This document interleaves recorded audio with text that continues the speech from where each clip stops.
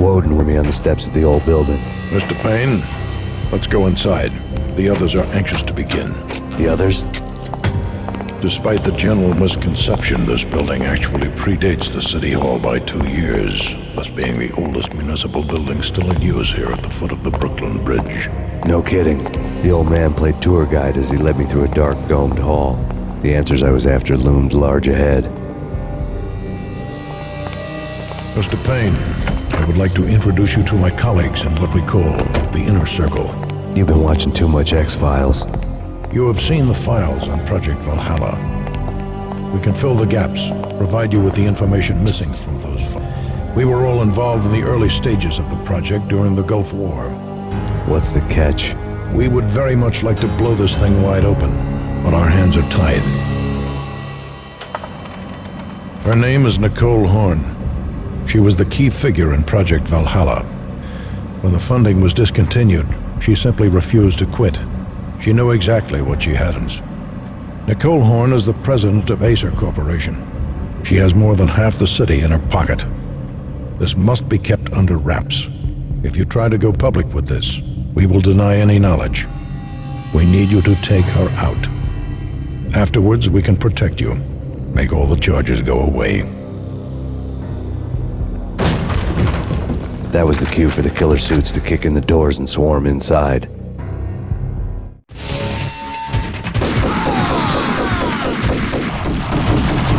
It was an impressive floor show, but I decided to leave early anyway.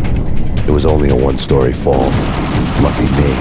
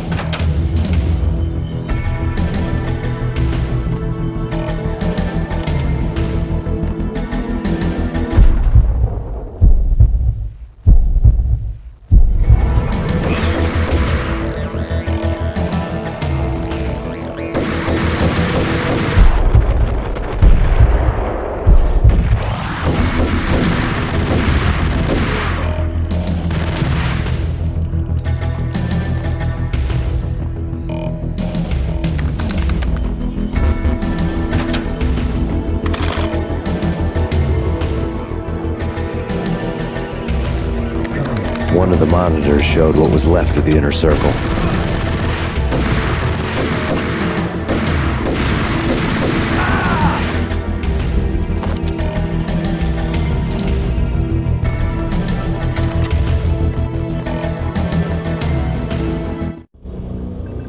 On screen, the so-called corpse of Alfred Woden stood up, miraculously waking from his dirt nap, looking smug among his dead pals.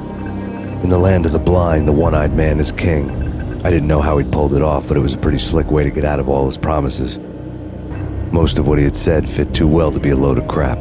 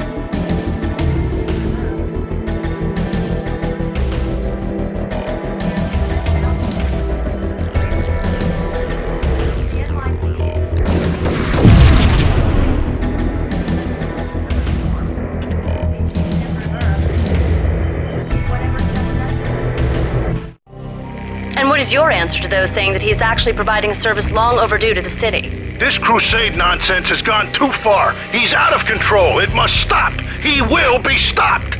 That was Deputy Chief Jim Rivera from the New York City Police Department.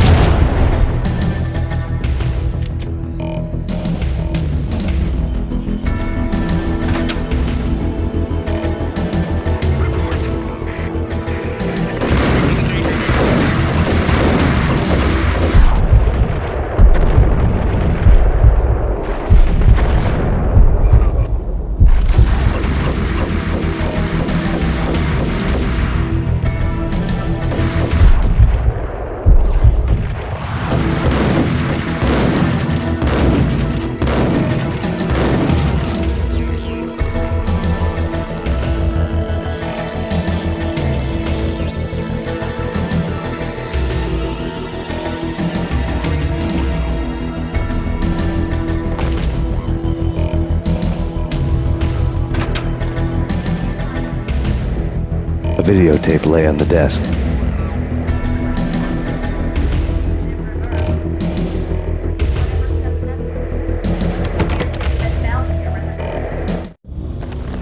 Nicole Horn had blackmailed the inner circle into silence. The tape came with a curt extortion note on a piece of expensive paper. I remembered Candy Dawn taping her clients in action on the side, selling the tapes to the highest bidder. I was sure that kinky sex was nowhere near Alfred Woden's worst sin. But I had a feeling that when this was over, any collateral would come in handy.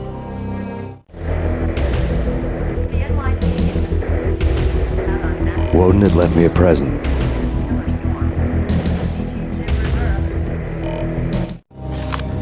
Woden had taken care of my mission preps with military precision. The critical areas in the Acer Corporation headquarters blueprints were circled in red. The president's office was at the top of the building, right below her penthouse suite. The elevators were controlled by a security computer, part of the mainframe located underground below the building. The high-rise was sealed as tight as a sci-fi fortress.